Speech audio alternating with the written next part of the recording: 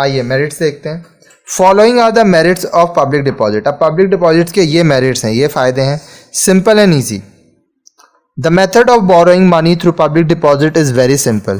It does not require many legal formalities. It has to be advertised in the newspaper and a receipt is to be issued. अब देखिए ये बहुत ही आसान तरीका है, बहुत ही साधारण है और बहुत ही आसान है। अब ये जो मेथड है पैसा लेने का, उधार लेने का पब्लिक डिपॉजिट से, ये बहुत ही सिंपल है। इसमें बहुत ज़्यादा लीगल फॉर्मेलिटीज़ नहीं होती है। आपको न्यूज़पेपर में एडवर्टीजमेंट देना है और एक रिसीप्ट इशू करना है। जो पैसा देते हैं उनको आप रिसीप्ट देते हो।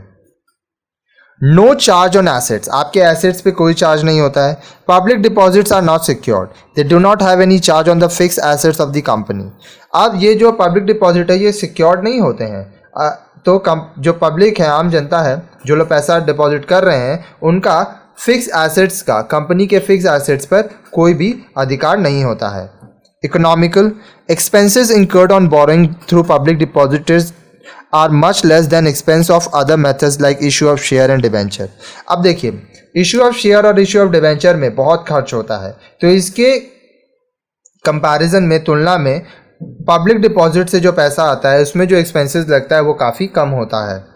Flexibility, public deposits bring flexibility in the capital structure of the company.